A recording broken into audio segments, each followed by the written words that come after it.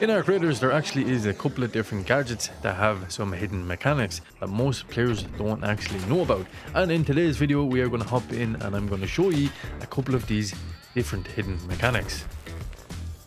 So the first gadget we're going to take a look at is actually the noisemaker. Now you would think that this thing is pretty useless. Basically what the noisemaker does is it's a deployable proximity sensor. It sounds an alarm when enemy raiders are detected. So basically you deploy it onto the ground, raider walks by it, and an alarm goes off, giving you kind of a notification that there's people nearby. But did you know that this thing actually has a pretty cool hidden mechanic? And that is, if you use a deadline, put the deadline down on the floor, grab your noisemaker,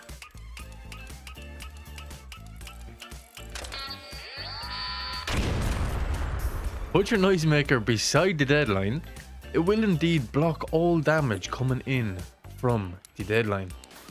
So the next gadget we have here with a hidden mechanic is indeed the pulse mine. So for those of you who don't know what the pulse mine is, it's a deployable mine that you can place down, and when another raider walks by it, it will indeed knock back anything within its radius. But did you know that if you put down a pulse mine at a certain height, keep the pulse mine, drop off, you can actually avoid taking fall damage. Now, how this works is, this works when your raider gets hit by the animation, and then the animation, that animation right there, cancels out the fall damage. Now, this actually does only work from certain heights. If you go into the free falling animation, you will indeed take damage. But once you don't go into that free fall animation, you should be good, not take any damage when using the pulse mine.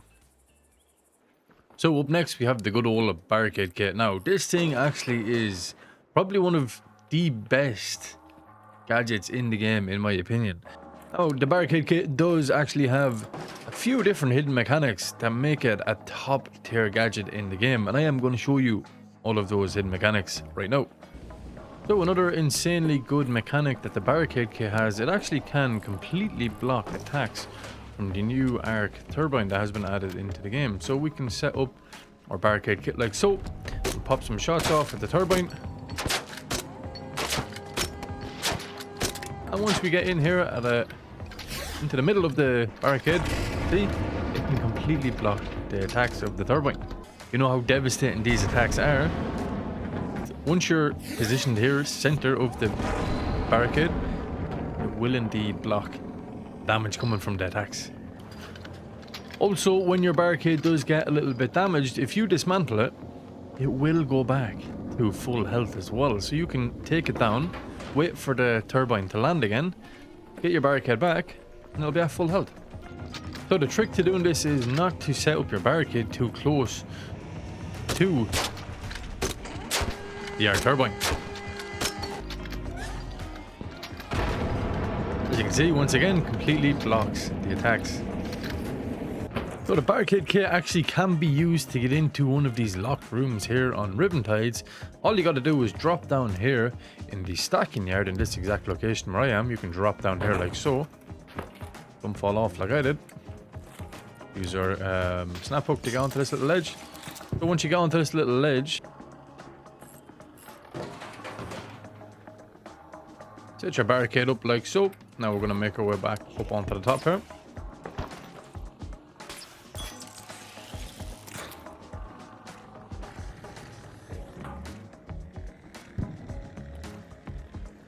We can breach open this secret door that usually needs 2 players to get into.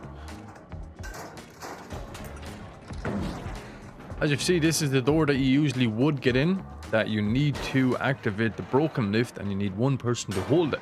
But using the Barricade kit actually allows you to be able to get in here without that second player. With a deadline and also an anvil with an anvil splitter on it, you actually can launch deadlines across the map. Now how you do this is you need to hit the barricade 19 times, as it takes 20 hits to completely break it. So there we're on 10, that's how you know you've got 10, because it's half broken. So then we go 9 more.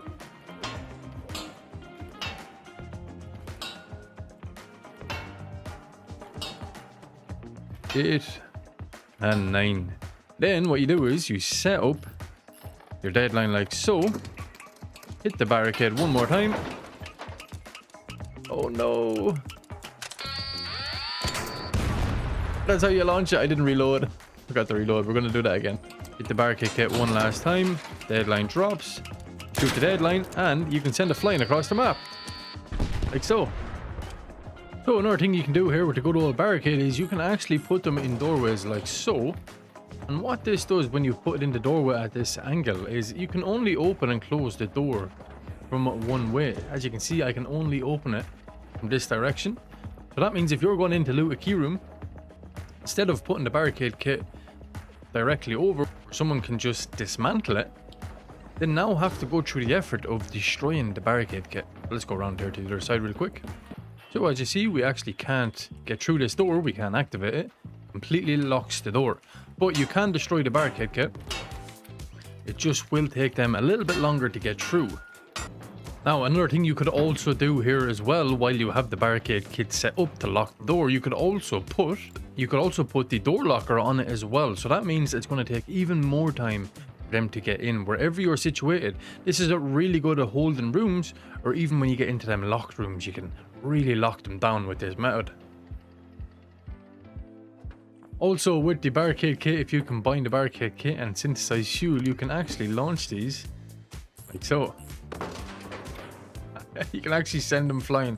Now you can do this a lot better than I did, and you can actually properly send them flying into the air, and mid-air you can actually shoot the barricade kit.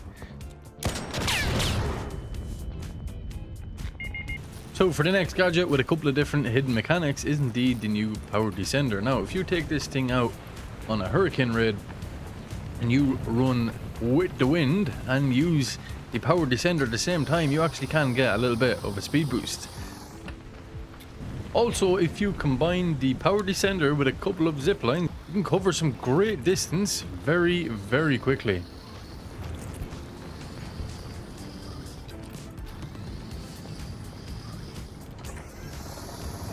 Like so, it's such a classic. Also, did you know if you are using a zip line while in the hurricane raid, as you can see, I am going super slow here when I'm going with the wind. But if we put down a zip line, let's run into this one. Putting down a zip line, it just cancels out the wind. Don't forget as well, you can also combine all three of these pieces of equipment together to be able to get around that a little bit quicker. So you can combine the snap hook, power descender, and a zip line.